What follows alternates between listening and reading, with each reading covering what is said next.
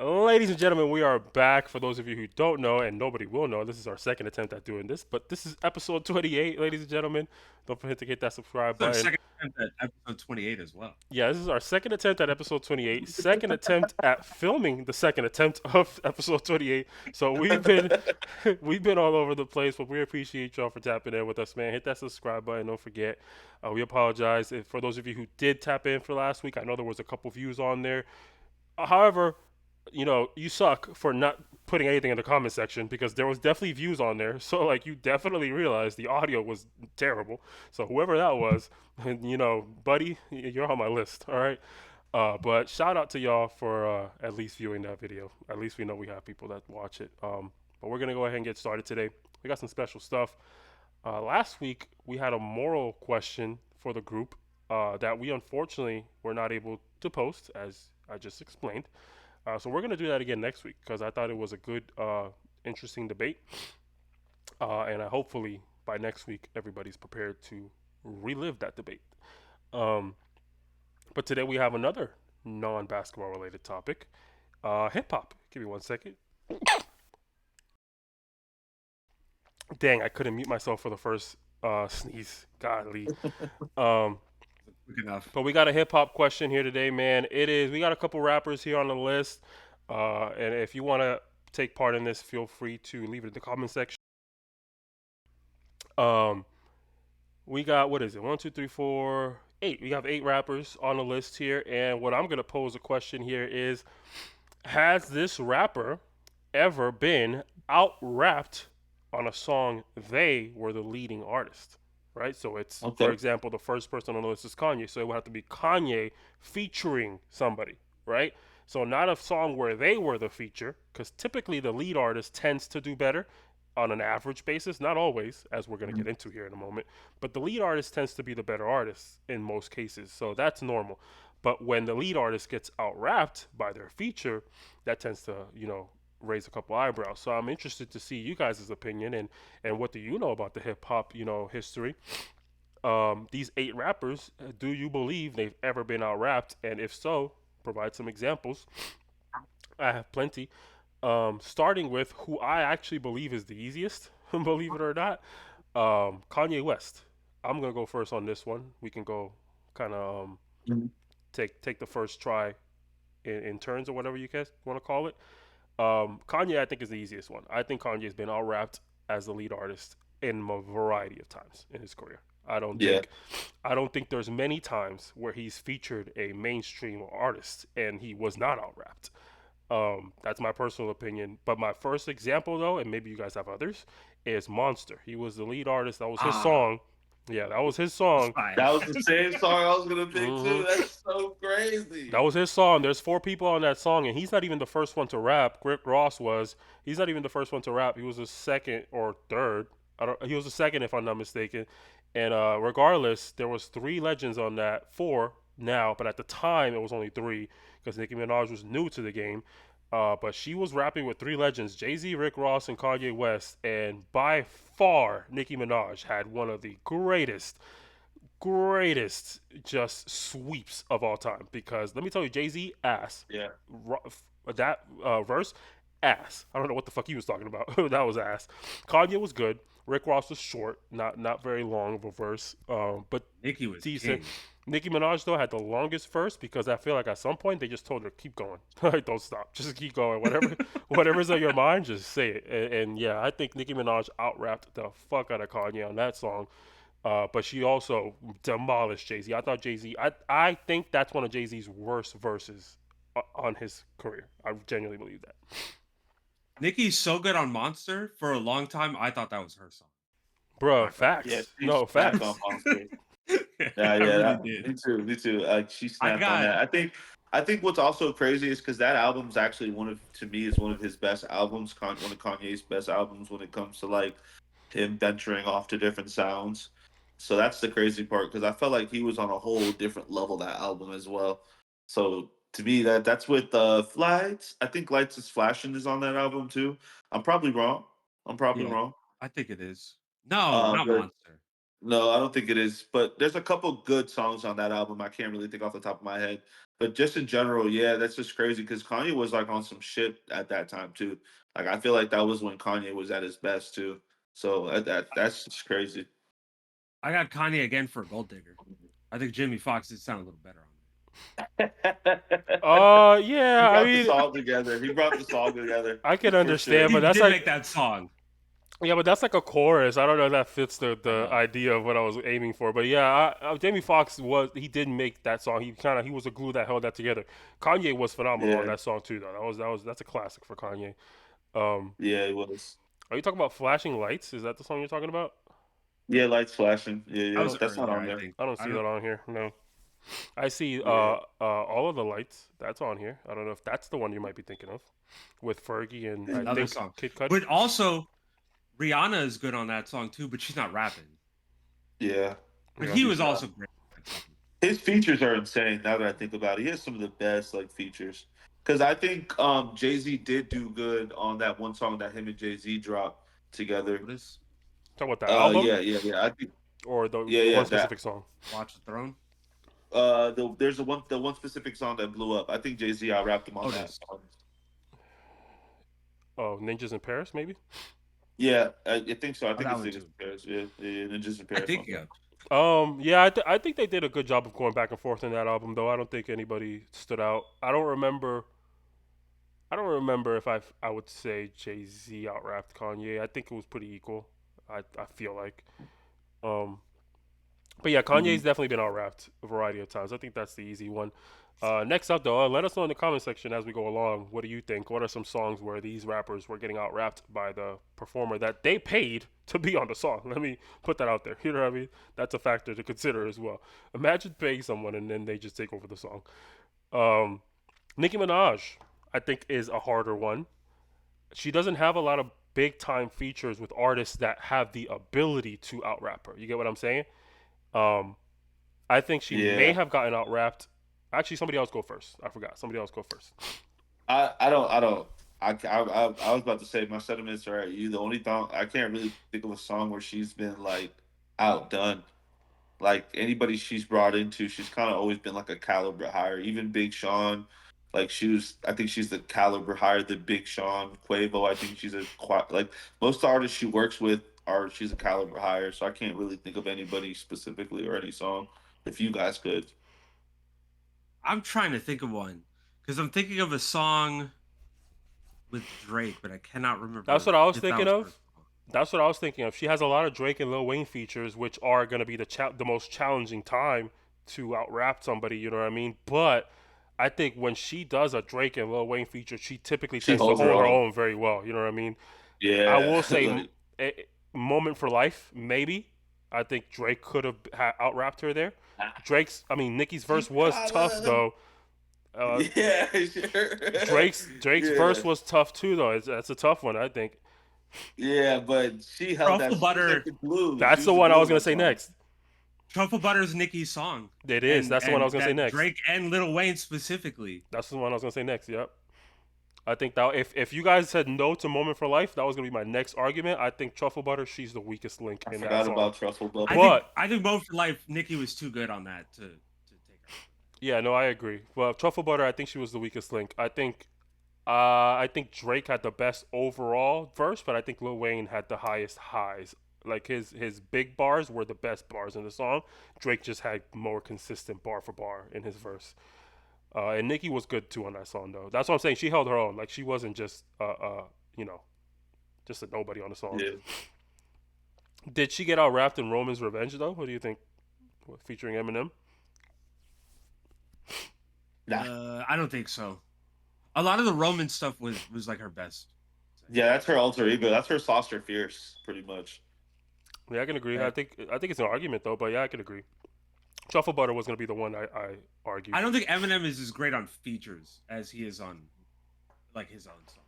Huh. I don't really like Eminem. Just wait till we get to one of these. I'm gonna die on that hill. If that's what you believe, I'm gonna die on that hill. Just wait.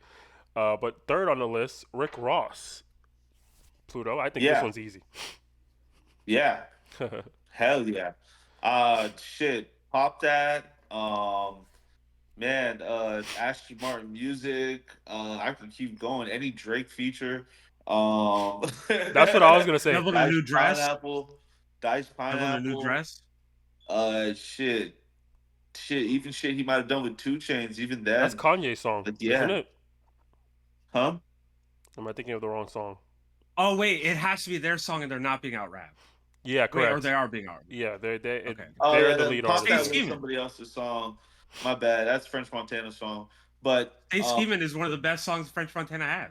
yeah. Stay scheme. Yeah. Scheming. Dwight Howard in the Post, dog. Yeah, I love that song. I Put it like that. love that song. Did you guys know Drake is dissing Common in that song? Really? I only found out recently that Drake hates Common.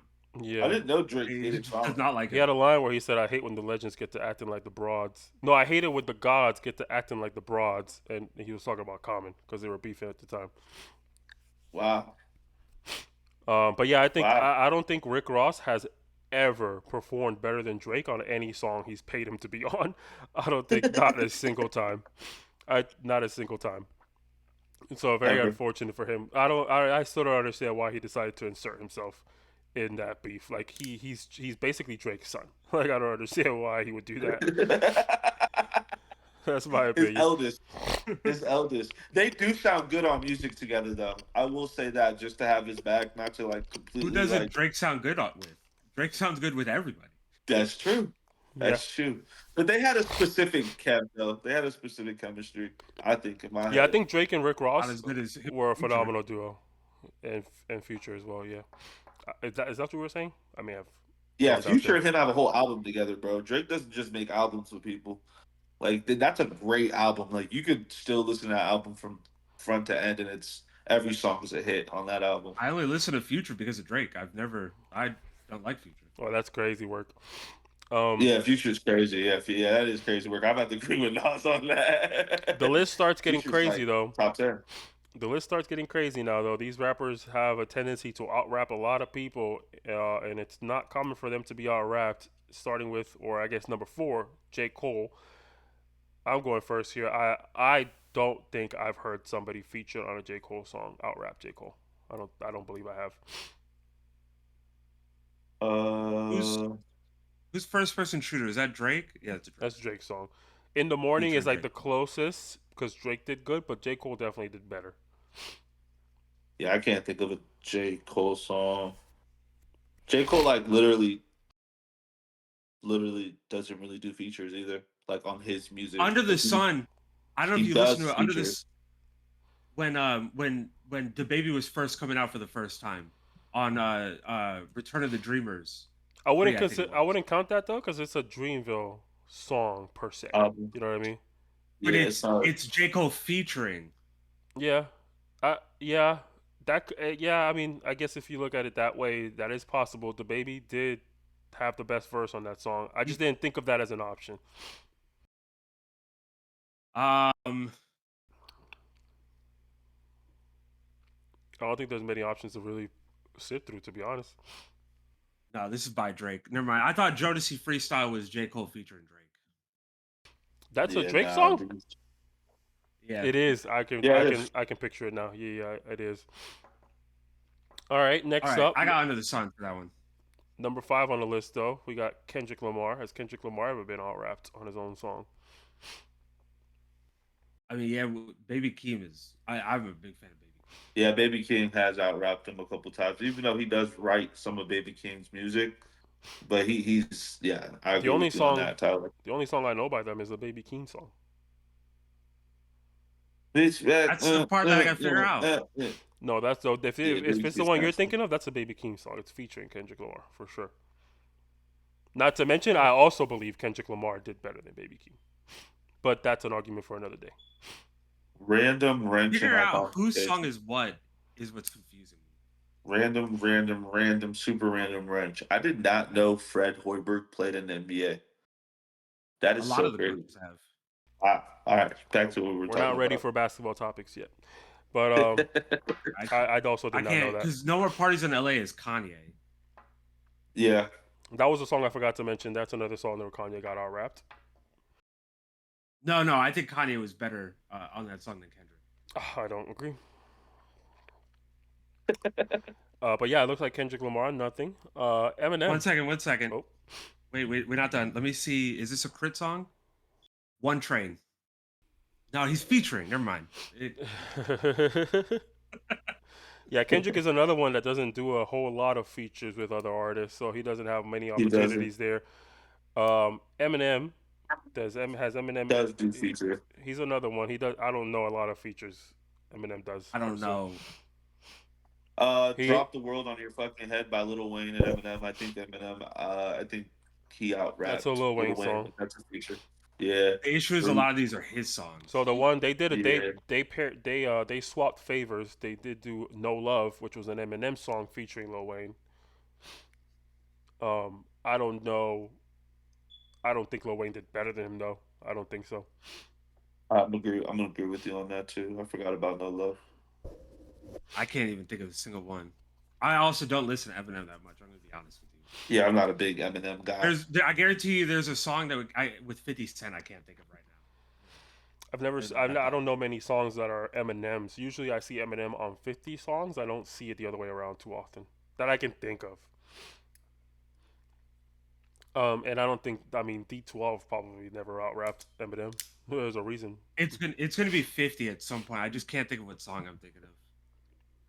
It's possible. Patiently Waiting though, the verse by Eminem is one of his best verse ever. Just putting that out there since we're talking about 50 Cent. All right, so it looks like we got Eminem. Was undefeated as well. Jay-Z is an interesting one. I have one for sure, but what do you guys think? Has Jay-Z ever been out rapped? Yeah. Oh yeah, easily. Is he? Who's on Otis? Is it featuring? That's the song I was talking about, Otis. That That's album, what I kept saying. that album's not featuring Featuring though, Otis. because it's a duo album. So they're both the Yeah, main. They're both the lead. I They're like, thought Jay-Z out rapped Kanye on that album though, on that song though. I thought so. yeah, but they're both the lead. They're a duo in that instance. They're not. They're Yeah, not yeah, yeah. I featuring each agree with other. you. Um, I can tell you for sure, Jay Z has been out rapped by Pound somebody. Cake. I know too. Pound Cake. Pound Cake's But that's Drake a song. Drake. That's a Drake song. Yeah. Um. Damn, you throw some songs at us, Nas. Jay If you Z have a list of them. Jay Z out rapped Drake in that song, in my opinion. I don't think so. Okay. I think so. But the one song that I could guarantee you Jay Z got out rapped, Renegade. Eminem, I personally believe massacred Jay Z, like levels of different of diffing that I've never seen before. I've only seen that type of diffing on Rivals. I've never seen that type of diffing. Like yeah, I think Eminem, to me, that is my favorite Eminem verse of all time. Verses, because I think they go back to back on both verses. So it's Jay Z M, then the chorus, Jay Z M again, right? So I think Eminem bodied him on both sequences of them going back to back with each other, and that to me was phenomenal. I think Eminem destroyed Jay Z on that song. I never really listened to that song before, to be honest with you. I'm not the That's biggest Jay Z crazy. fan. That's Yeah, so crazy. I'll be honest with you. I'm gonna listen to it today though. I'm gonna add it to my Apple Music and listen to it with my 2000 and what year? I don't know what year So that I'm was. listening to this. I don't know off the top of my head what year You're that was. muted, Tyler. Oh, I've been muted this whole time. I think. 2001. Yeah, I have to listen to It's it off with of my the blueprint. 2001 years. Prime I was Eminem. 6 years old.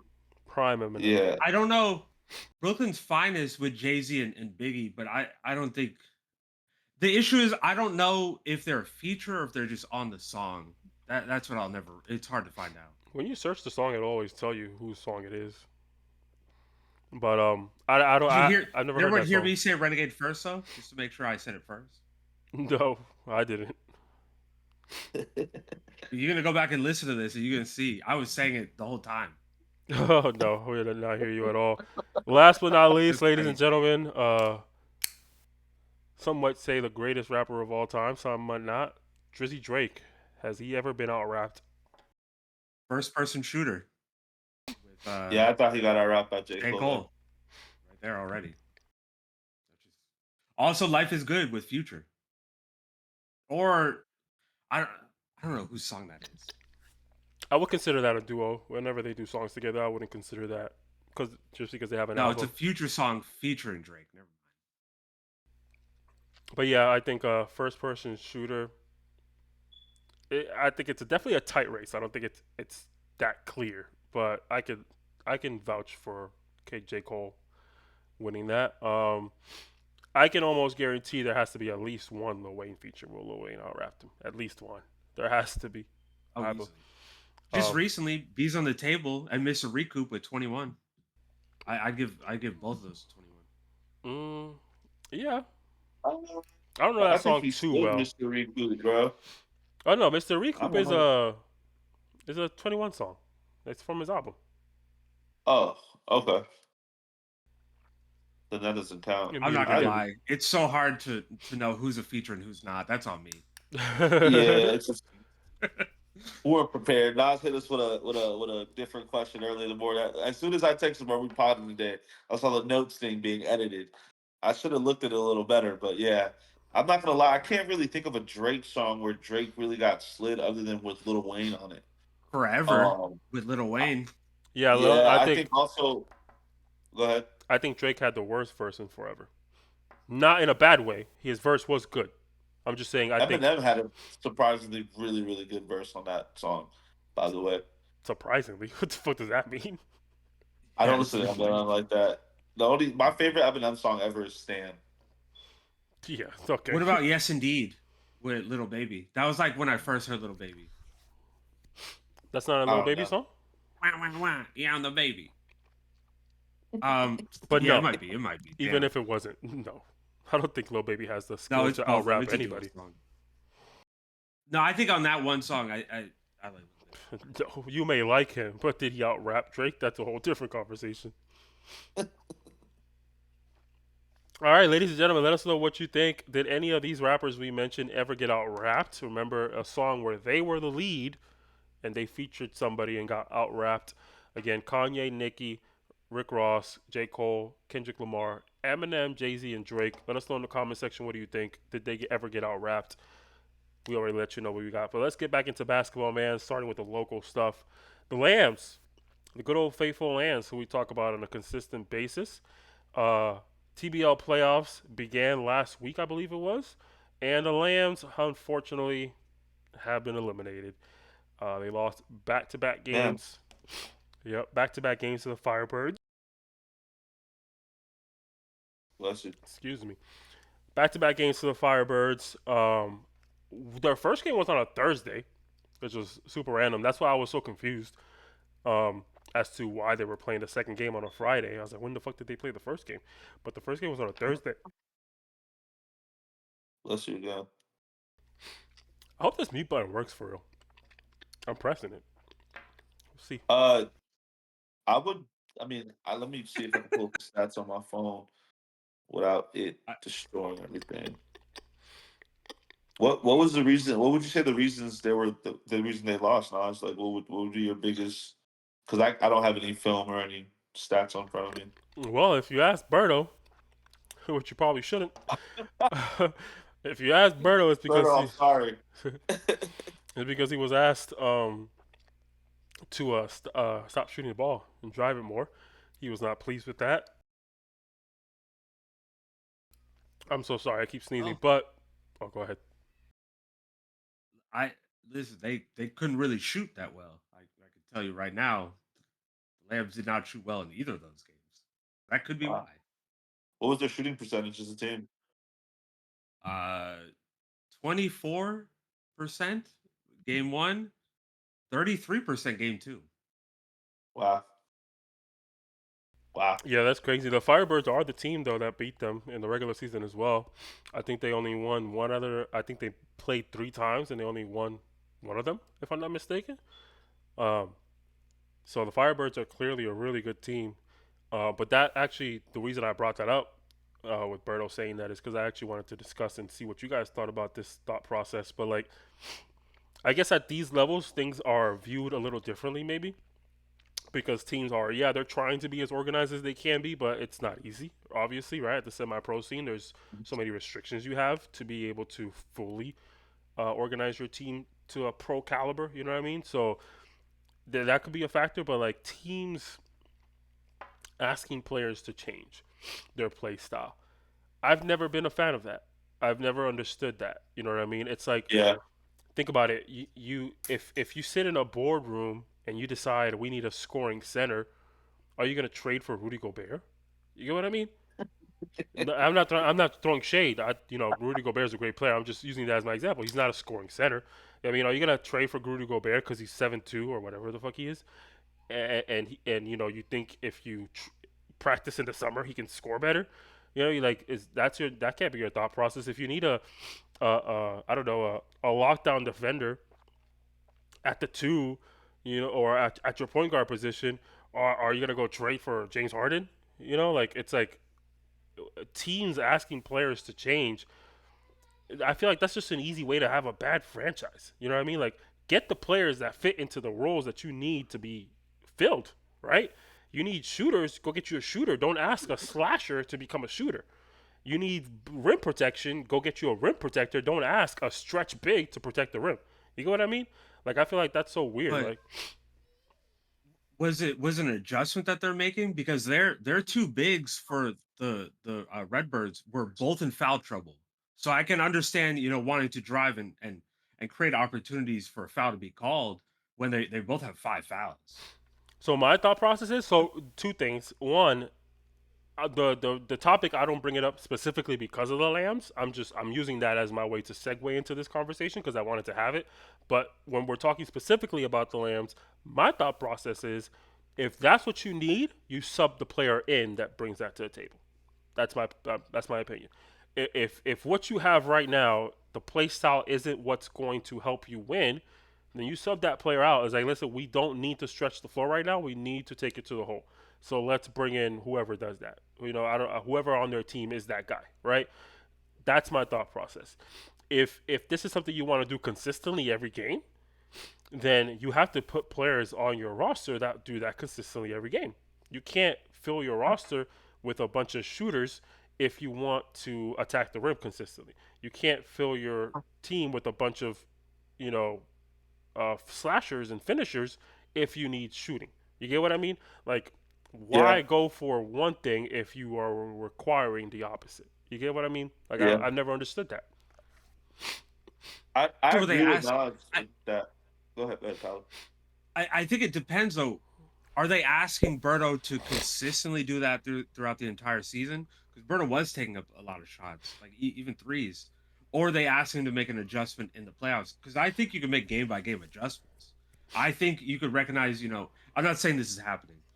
I haven't fully paid attention, but let's say Berto's shots are not falling because they're playing up tight on him and they understand he's looking for a shot. Driving more will open up his ability to shoot if they recognize that he's not just looking to shoot. He's going to drive to the cup. Like I do have to play back. I do have to kind of be able to recover.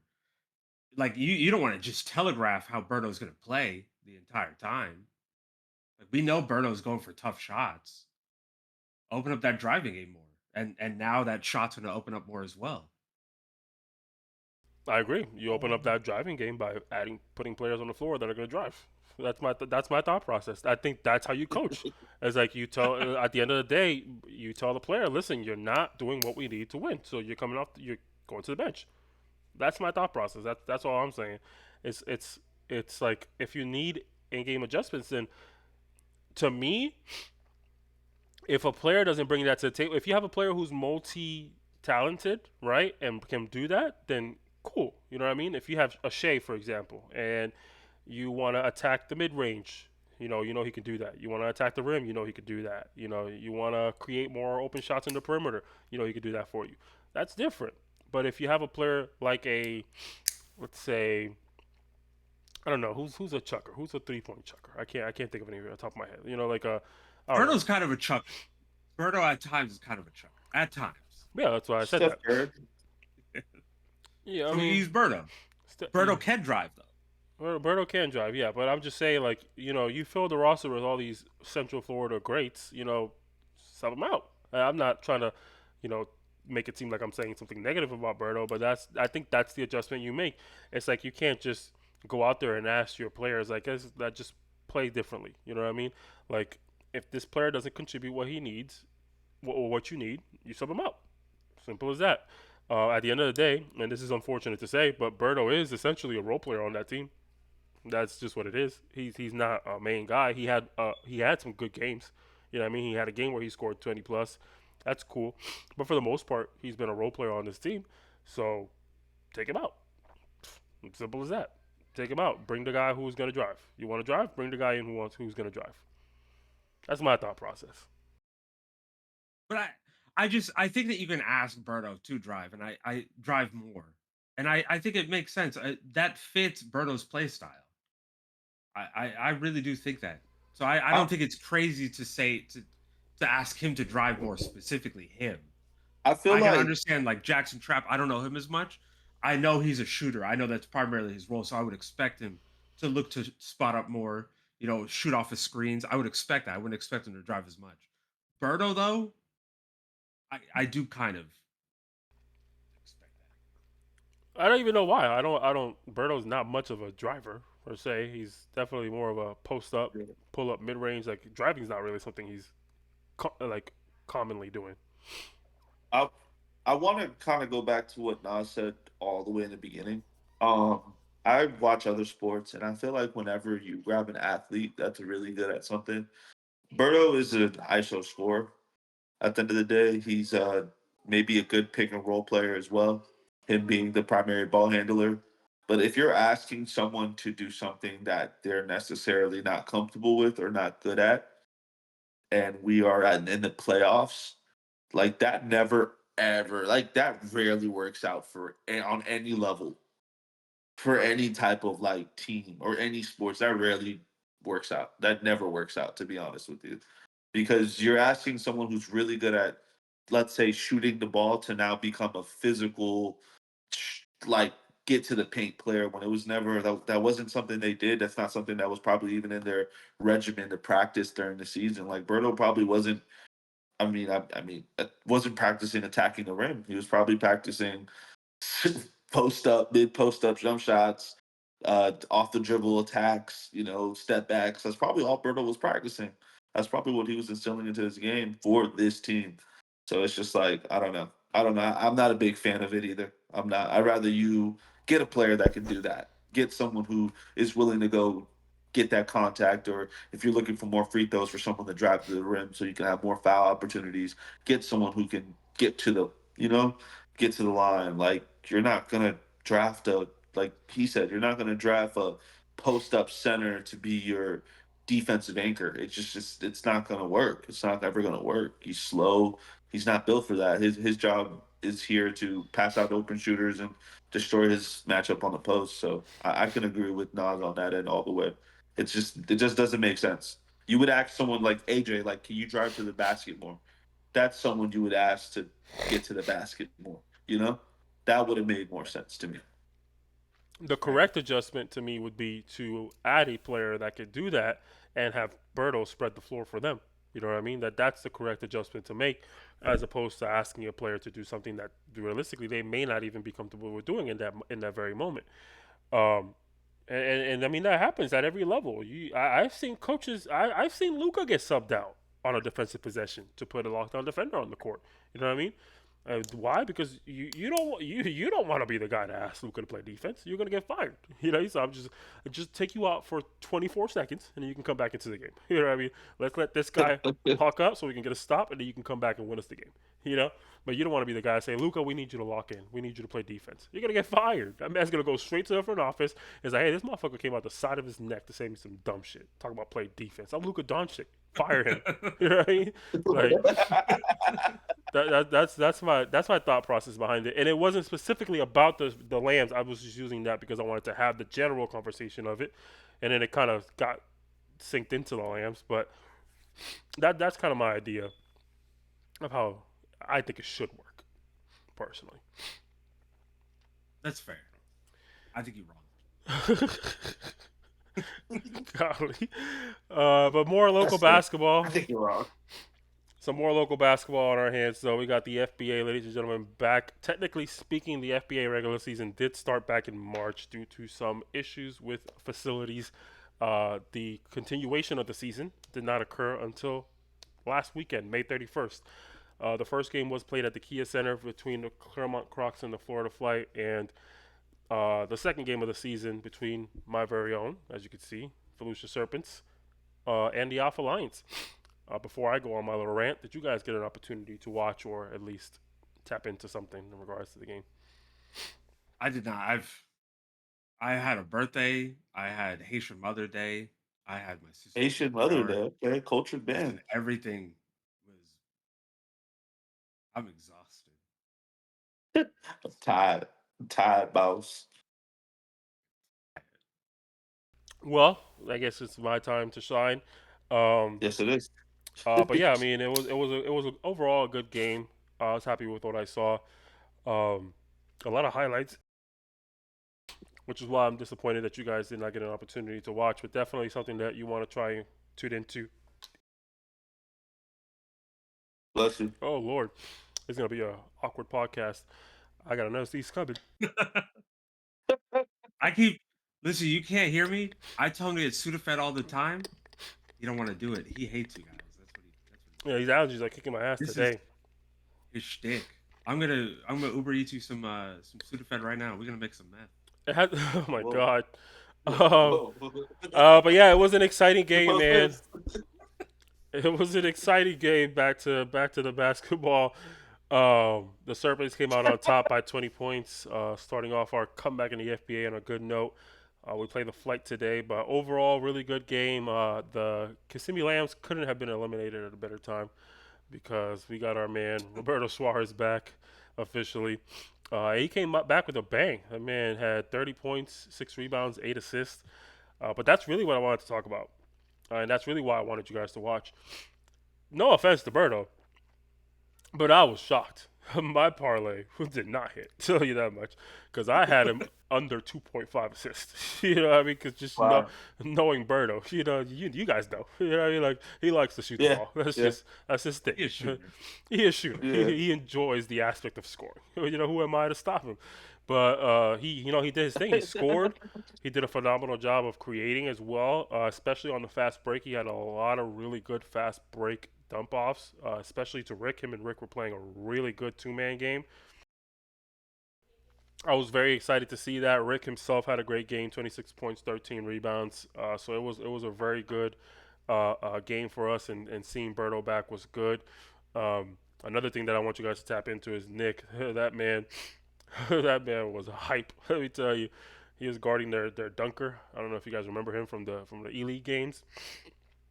Yeah, athletic guy. He was guarding him, and he was man. He was like a chihuahua trying to fight a pit bull. It was the funniest thing. That's how I would describe it. Man, not a chihuahua. It was hilarious. Coach Rob hit us up in the hit us up in the chat today. He said Nick go bring his bath salts again so he can get hyped up for the game. That's Excuse me. crazy. But yeah, that was Do you guys overall. still have Phil as well? Yeah. Little City Ballers reunion. Wow. Wow. I just heard yeah. City Serpents. No. But yeah, we had Phil. He did a good job. He had 8 points, two threes. So good game by him. He probably could have scored a couple more. He had a couple bad possessions there, here and there, but it was a good overall game. I liked what I saw, man. Keyshawn and Kel looked really good together. Literally, Keyshawn checked into the game, immediately had a little roll to the basket, assist from Kel into a nice little floater. But literally, the possession directly after that is the highlight that I posted. Literally, right after that, they double team the ball handler, get a turnover. Keyshawn lobs it up to Kel, and he fucking destroys that man. Roy's the Oh my rip. god, I saw that. I saw it. Yeah. he I murdered a saw man, that. unalived. Sorry, YouTube. He unalived a man. I was like, golly, and I'm about I to get put fucking demonized. Demolo. what the fuck? I put it on. I put it in the caption. Dunking on dunkers. That was crazy. That was I know Kel can get up, but I wasn't. I was surprised he got that before the guy got there because he can jump. That guy was athletic. He was dunking everything. I've been telling That's you, bro, we gotta get Kel in a dunk contest. I saw him warming up with the Royals. He can fly, he can glide. I would say. That is crazy. Yeah, but overall, a That's great crazy. game. I guess we don't have to talk too much about it since you guys didn't get a chance, but make sure you guys tap into that. It's on the FBA page. Moving forward, all Serpents games will be on Atlanta TV. Sorry, on Atlanta TV. Um, so you guys make sure you tap in starting today at 6 p.m. We're gonna be back at it. Goodness gracious.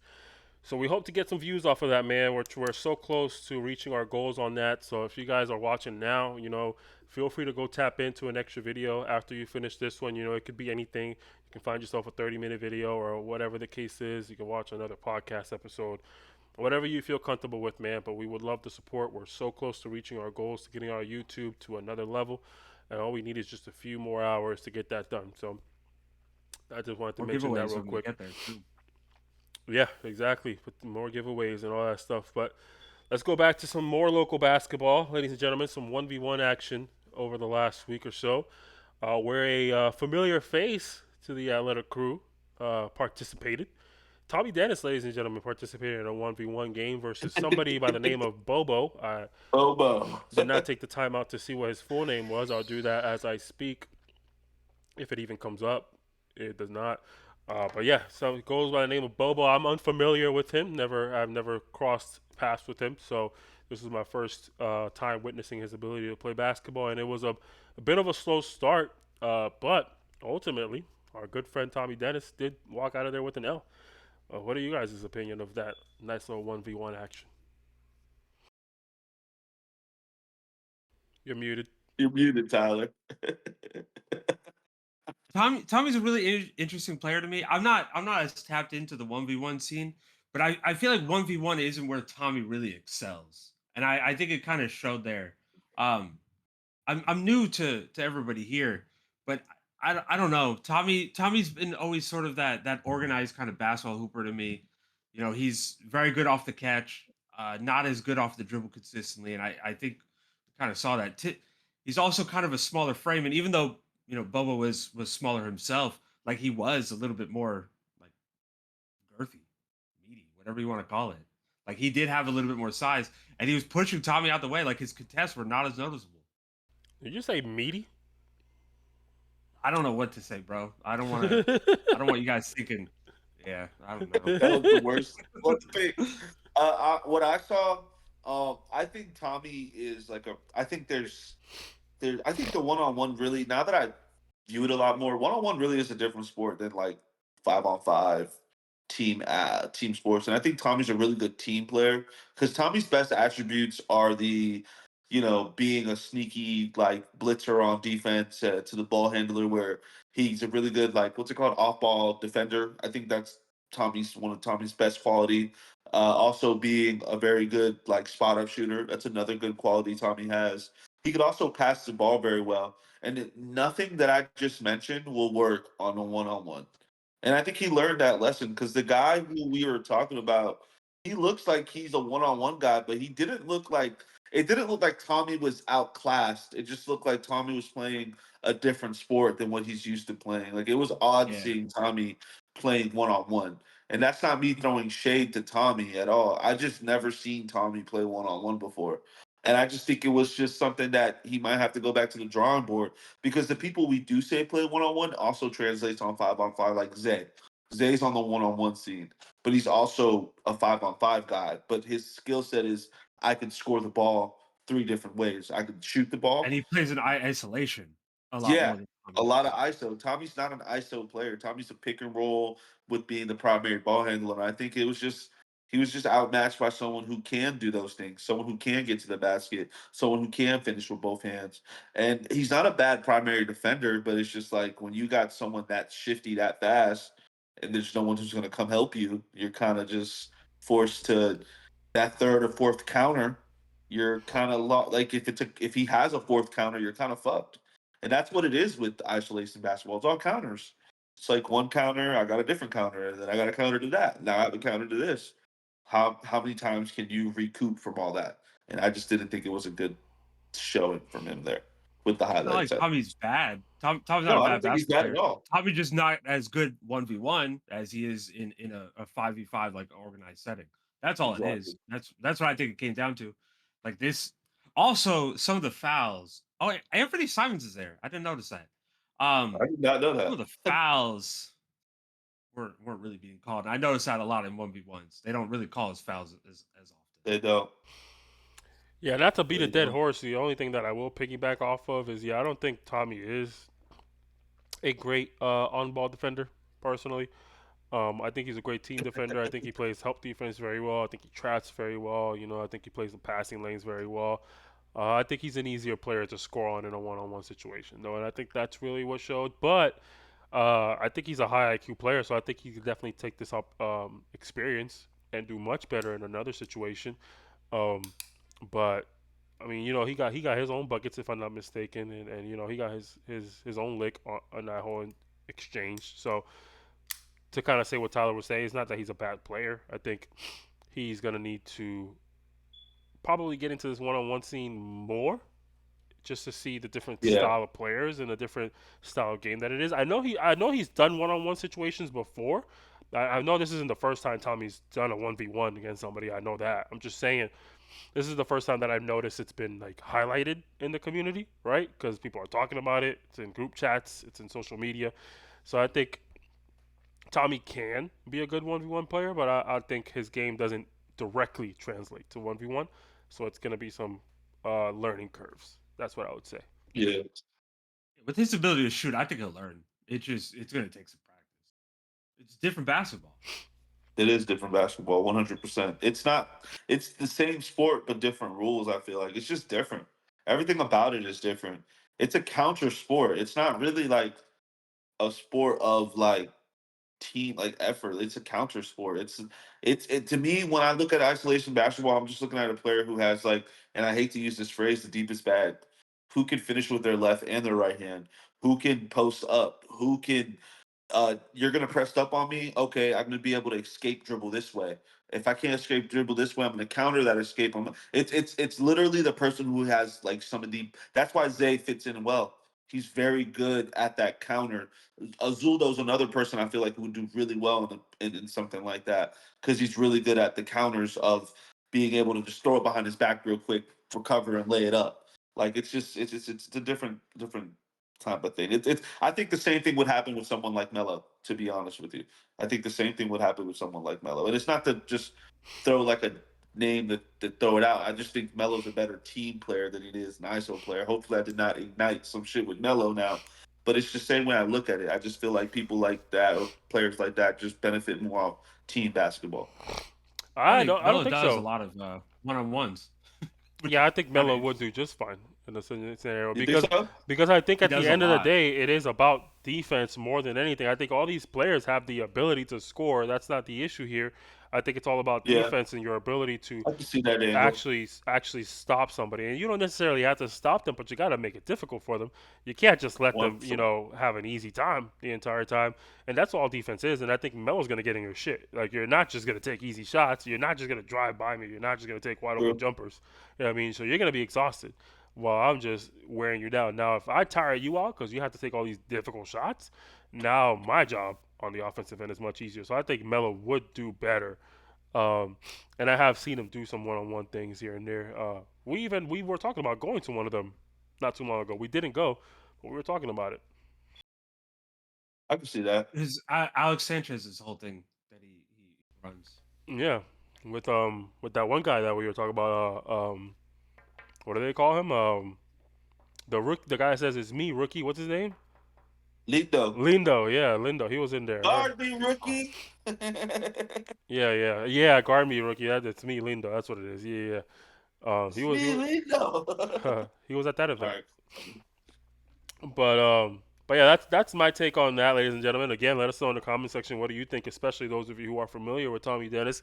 If not, just in general, the 1v1 scene, what do you think about it? Is it truly that different from a 5-on-5 game? I think so, but hey, let us know in the comment section what do you think if the 1v1 game is hard to transition over to. Um, but last but not least, ladies and gentlemen, the moment I've been dreading, a world where Nas is going to have to speak positively about the New York Knicks.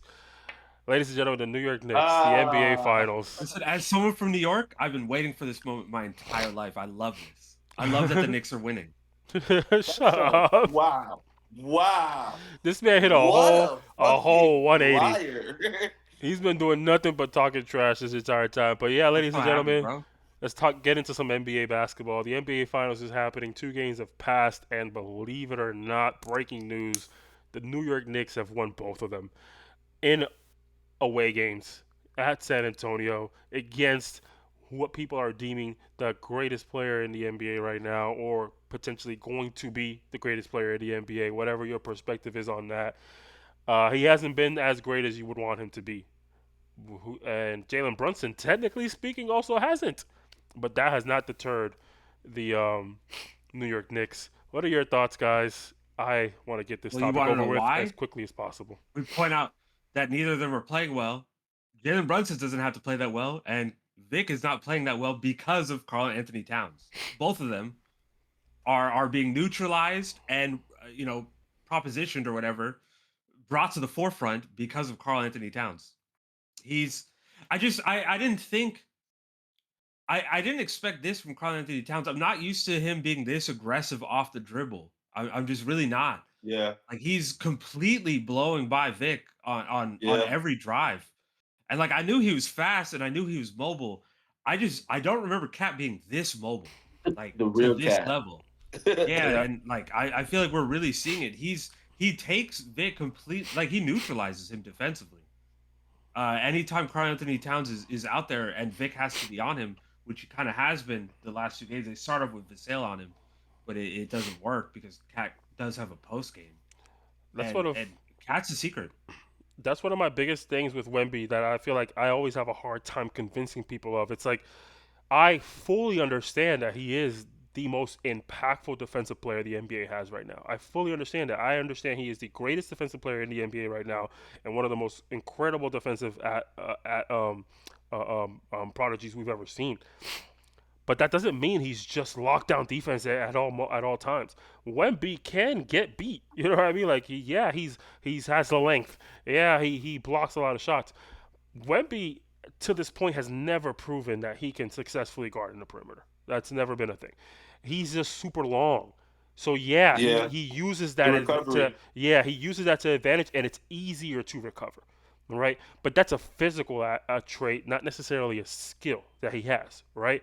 If you play the game in a high IQ manner, you can get by that. Now, not that's not to say that Wemby can't guard in the perimeter, because I think he definitely, like I said, because of his length, he has the ability to hold his own, and he has the ability to do things that most bigs can't do guarding in the perimeter. Thankfully, because of his physical gifts. But like you said, Cat being such a huge perimeter threat, you have to get in his grill. You have to make him drive. Cat is arguably, you tell me, best or second best shooting big in the history of the game. You know what I mean? I think he's the best. It's him and Dirk, and I think Cat's an even better 3-point shooter. Yeah, and I can Yeah. agree with that. I can agree with that. Dirk hasn't beaten the mid-range game. I think Cat has a much better perimeter game, but Cat can put the ball on the floor, which he's proven before, but he's never needed to consistently do that. It's never been a need for him to pump fake, dribble, and get to the basket every single possession. Now it's a need because he can't shoot over Wemby. There's not a human being on earth that can shoot over Wemby. You know what I mean? So Wemby has to pull up in his face because you want to make him drive. You Mhm. don't want to. You have to give up something. That's not defense doesn't work that way. You just can't take all the skills a player has away. You can only pick one at a time. So like Cat is like um, Tyler said, neutralizing Wemby's impact and disrupting the defensive scheme of the Spurs because Wemby's not there to save your ass anymore. So all these off the ball screens and cuts to the basket, baseline drives, and all that stuff, they're open now because Cat has to guard. Wemby has to guard Cat. He's not there to save you anymore. So they have good defenders. Obviously, I'm not saying that they have bad defenders, but like we just talked about the 1v1 world, it's different. Like when there's Yeah. no help there, 1v1 is like I don't gotta worry about them. No, all these good basketball players, they say it. I'm not worried about the man in front of me. I'm worried about the help defenders behind him. You know, all the greatest players say that, and that's exactly it. Wemby's not there. The person in front of me doesn't matter. I'm gonna drive by you. You know what I mean? I'm Yeah. an NBA player. I'm Brother not. Brunson is literally every time, like it's like every time Wemby gets off the floor, and he sees Cornette on the court, it's like he has a like why are they trying me this way? Jalen Brunson is automatically, no pun intended, head first driving to the basket. Like it's But it's it's insane. I have a It's crazy insane. take. Jalen Brunson's been playing like shit though. He Like has, he has, he's but not been playing that well. his play style has put pressure on the rim. And Wemby's still getting his blocks, but the way he plays puts a lot of pressure on the Spurs defense to where now they're double teaming him as soon as they go off half court, and he's just making the extra pass to Mikel, OG. Like they're That's what I think it Wemby's is. still playing that like free safety role, it's just not as effective because now it's not that I just mentioned it. It's not just one player that he's helping out now. He's got to go help somebody else out who you typically wouldn't need to help out as much, like Castle. Castle needs a lot more help than what he was needing before. I feel like he was guarding Shea better one on one than he was guarding Jalen. And that says volumes to me, like a lot of volumes to me. I have a hot Because now take. Both Wendy's, their stars are playing that well. yeah, I have a hot take. I don't think Wemby's defensive value comes from the blocks he gets. I think Wemby's nope, defensive value comes from the blocks he doesn't get. I think it comes from the contest, from the rim protection, the constant fear. alternating shots, yeah, Yeah, the constant alternating shot after shot. Not even alternating shots, but alternating game styles. Players just don't yep, want to drive. You know what I mean? yep. Players just like he's just there all the time, every day, all day. I don't want to be down there with him. I want to be out here. Put me in the quarter, coach. You know what I mean?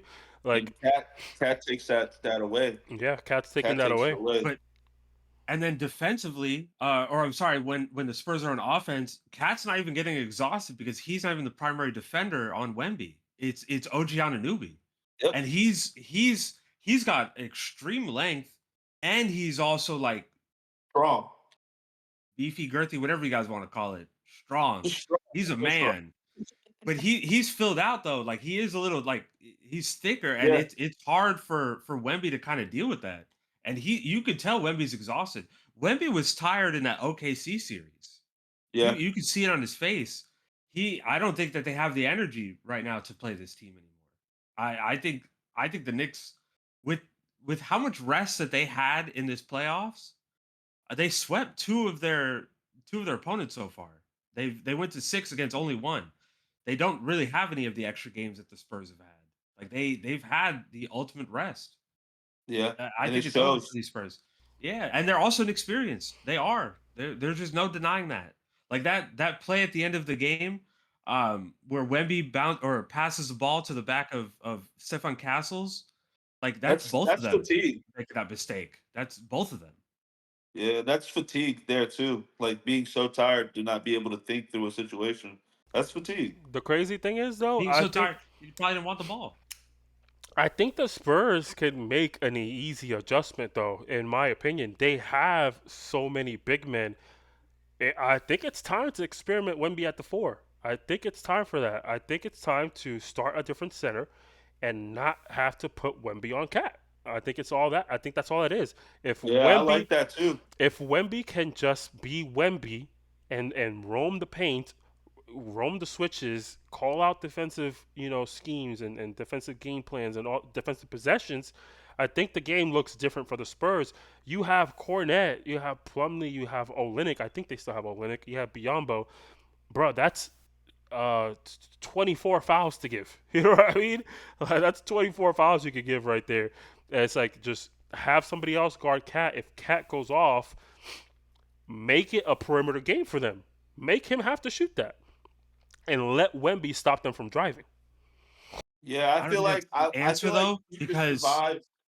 You could survive a good game from Cat, but you can't survive a good game from Jalen Brunson. And a good game from uh, Jalen Brunson is that fourth quarter going crazy in nuclear. That's a good game from Jalen Brunson. And I feel like if you could stop that, if you could stop the fourth quarter shenanigans and just give them Cat, I feel like you can work your way back from at least grabbing one of those games and at least making it back home and then winning a game there. But I think Nas is right. I think you leave Cat at like you kind of like Michael Jordan. Like not saying he's Michael Jordan, but foul him. All that, yeah, we're gonna give you all of that. We're gonna make sure you're gonna score, but you're gonna do it. It's gonna take all of your energy, all of your energy to score this basket. I'm gonna foul you. I'm gonna every time you drive and go to the hole on me, I'm pushing you to the ground, and then you kind of just have Victor to where he can be free safety again, and kind of just roam.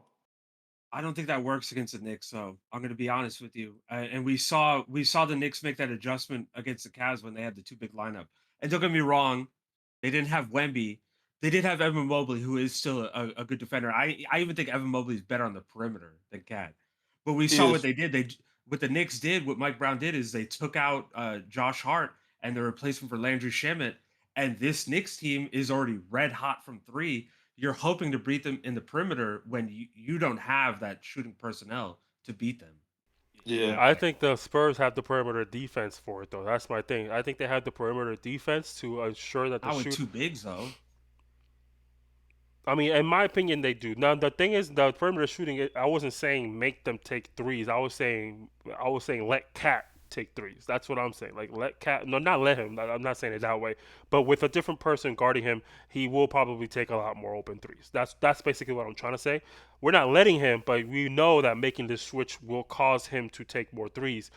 My concept is just allowing Wemby to still be Wemby on the defensive end will cause a chaotic situation for the Knicks. Now there's that defense that they've been trying to eliminate from the Spurs is now back on the court again, right? Because now Wemby doesn't have to worry about it, and you can put him on whatever the fuck, you know what I mean? Like, well, let's see what Mikal Bridges does. Let's see what OG does when they're being guarded by Wemby.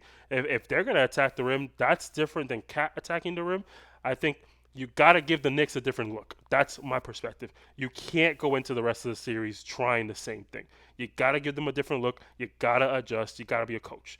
You got to outcoach them at this point because your players need an opportunity. And I think that could be something they try. And if it fails, it fails. I don't even know if they're willing to try it. I don't know if that's something they would ever do. I don't think they would start Cornette or Plumlee or Biombo. I don't think they ever would. But if they do, I think it would be an interesting thing to look at. Or you start Harper and take Castle off the bench. Or even different, let Wemby play the five and take him off a Cat. Put somebody else on him. I think They did that. I think you try Carter Bryant. I do think that you Oh, give him a little bit more run on Cat. he's On Cat not a specifically. good defender though. Carter Bryant is Yeah, not he's a a good really defender. good defender. That's all Carter Bryant does. Uh, He can't even dunk consistently. They put him to the I G don't League think you. because he couldn't They finish. put Cat. You guys know they put Castle on Cat most of the game, right? And I think that's bad. I don't think that's good for Castle. He's a primary ball handler, and we've seen that Cat is willing to post up on him. We saw Devin Vassell guard him as well, and I think Devin Vassell is a little bit too wiry. I think you do need more size. I think Carter Bryant's a good idea. I think Keldon Johnson also, but That's he's exactly just who I was too gonna say. Keldon undisciplined. Johnson. He's too undisciplined defensively. Yeah. Yeah, he really is. Yeah, you got to get a feisty I'm gonna be defender. honest. Go ahead. Oh, Pat said invite him, but we'll talk about that in a second. Um, what was I gonna say? I don't think it's a matter of it's not so much about Cat. So I'm not gearing this as we gotta stop Cat because that's not the perspective. Cat's not having nuclear games. You know what I mean? He's not out here demolishing. Scoring 30 and 40. His play style is what's altering the game for the Spurs, not his output, right? He's 18 points the first game, 21 points the second game. He's having normal games. These are normal games from an output perspective. He's not out there chucking up shots.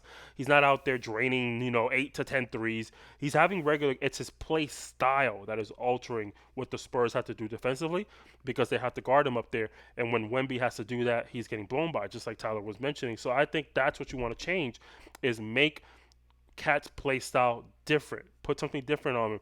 If Cat starts posting up, I think that's a disaster for the Knicks.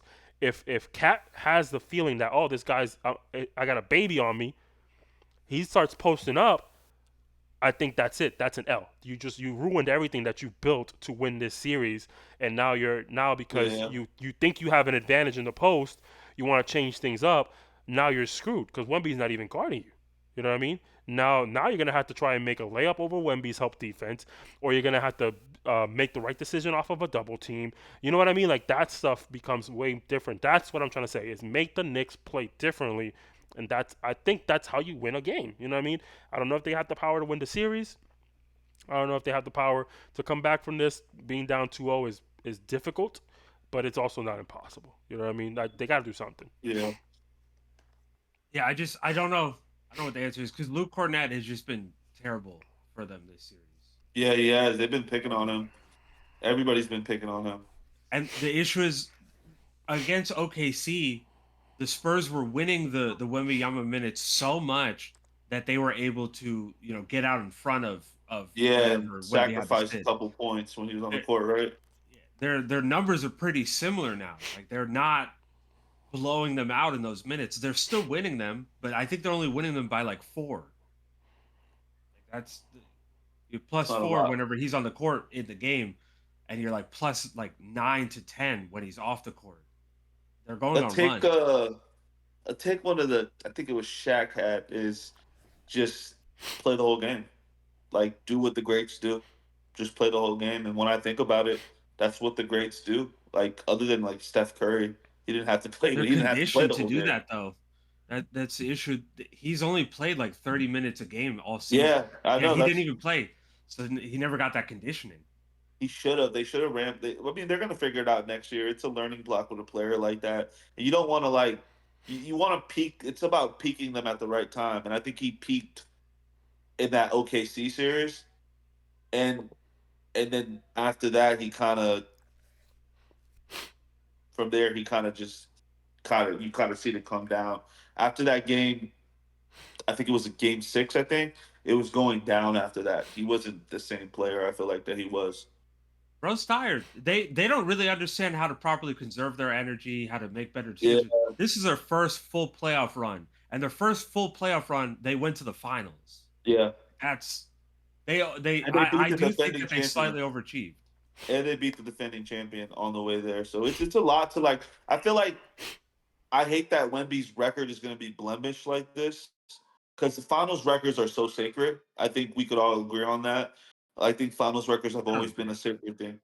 I I think that's the stupidest thing in the world. I What I happened? agree on it. I think finals records being a little sacred. I don't know what you mean. In the Jordan sense always where gets like the your 6-0 finals record really nod. matters. Yeah, Kobe always gets the 5-2 nod, like sacred, like in that way. Oh, Like it's just As long as no. you make it to the finals, I think that you're great. Like Yeah, you're LeBron making it to the finals. doesn't LeBron have a losing Only record in the 2 teams. finals? yeah, bad. Yeah, that don't. Yeah, exactly. And LeBron's every day people are forgetting about Michael Jordan more and Yeah, more. but LeBron's thing was going to the finals like 10 years in a row. That I don't think that ever gets Yeah. ever get told enough. Your finals Like record only LeBron's matters thing if was you going to the finals. your finals record only matters if you just never won in the finals. You know what I mean? Like if you just kept going and So losing. Jerry West, That's different. Jerry West, yeah, I think Jerry West gets some flack for losing so much to the Celtics. Yeah, He also only won 1 finals. That's a little different with him. yeah, that's different. Like when you lose a lot, that's when it matters. I don't think when you win championships, I don't think anybody is going back to remember how many times you lost in the finals. I.e. LeBron. You know what I mean? And how many people won a lot and also lost a lot? I can't think of many. sure. Or any. Actually, I don't think anybody has a losing record in the finals. Don't all champions who have at least 3 have a winning record in the finals? I bet you they do. Yeah. So I guess it's LeBron is the only one. Well, no, yeah, because Kareem has 6 rings, right? Yeah, yeah, 5 with Yeah. the Lakers and 1 with the Bucks. He only made it to the Yeah, 'cause finals he went to once. the finals 10 times. Yeah, that makes about sense. Right. Yeah, I don't think anybody who has at least 3 championships has a losing record except LeBron. But there's also difference. Once you start winning multiple times, like you even make it to the finals is an accomplishment at that point. You've secured your place in history as a winner multiple times, and I do think the Spurs team will do that. Nobody talks shit about LeBron losing to the Spurs in 2007. That never comes up Which they should. because they should have You never been can't. to the finals. The Spurs, I don't think that they should be here right now. Spurs. So they are overachieving this season. This season, Yeah. the Vegas bet was they're going to win 42 games. They're a 60 win team. They beat the defending champs in the conference finals, and they're in the finals. They're running into a red hot Knicks team, and they have no adjustments that have been working thus far. And I don't expect them to have any major adjustments that'll kind of change this. They overachieved. They just overachieved. And I hate the Knicks. God, I hate the Knicks. God, Yeah, I agree. I hate the Um, Knicks. but overall, man, the Spurs got to do something. The thing is, it's not a situation where I'm just saying the Spurs are guaranteed to lose this series because 2-0 is not like a like you're just no way you're gonna win this. But it looks really dim for them. It looks really hard, and at this point, the Knicks have become the betting favorite. Um, but it's crazy though. It really is crazy because like people are gonna hate me for this take. I don't think I've said it on the podcast. I think I've said it with you guys maybe when we're gaming and stuff. But like the Knicks to me are just they're not a championship team. I just don't think they are. I don't know. I sound like a hater. All the Knicks fans are gonna hate me for saying it, but like you can't look at the Knicks. What they did in the season was mid. They didn't really have a great season for real. The playoffs, like they had a great playoffs, but like in a year where the East was like mid again, it's like this is not what a championship team is supposed to look like. So like I don't want to live in a world where the Knicks win a championship, bro. I'm about to cry. I'm about to cry. I got a tear falling I out Well, of don't my want eye. guess this, what? This bro. isn't the multiverse, motherfucker. The Knicks are gonna win. That's crazy, bro. And That's crazy. New York is gonna blow up. Just J- know New York will blow up. Jalen Brunson is getting revenge for Patrick Ewing. But wait, we're gonna And his dad. see because Trump is gonna be there at this game. Maybe he's the curse. Maybe he's gonna put a curse on the Knicks and they just lose the next four. Man. The How fact that how much better would it feel? Like really think about this for all my Knicks haters out there. Would it feel better if they immediately get swept in the finals? Like everybody already thought that they were gonna win this. Or would it feel better if they go up two, they go up three, and then they lose the next four? Wouldn't that feel better? That'd feel better for me. Yes, The Knicks being all happy, high and mighty, they just won a couple games, all for it to come crashing down. Cinema. Cinema. I agree. I 100% Absolute agree. cinema. But listen, I'm having sneeze attacks over here. I might pass out. So let's go ahead and wrap up the podcast, ladies and gentlemen. Don't forget to subscribe. Unfortunately, I waited too long to say this. I don't think anybody pays attention to the end of the pod. So hopefully anybody's still here. Don't forget to join the Atlanta Club so you got a chance to win some wonderful prizes. I should have said that multiple times earlier, but unfortunately I did not. I might just cut up a little ad and just insert it into the pod. I think I might consider doing that. I might actually do that. But don't forget subscribe, like, and comment if you're new to the channel. Watch another video, folks, please. We're begging. Any video you want, find the shortest one possible. That's fine with me. If it's a 15-minute video that we have posted for some random reason, go watch that. Get us some extra hours. We would appreciate y'all, man. But we're out of here. We're about to do a 2K My League fantasy draft with the squad. Hooptalk out. Deuces.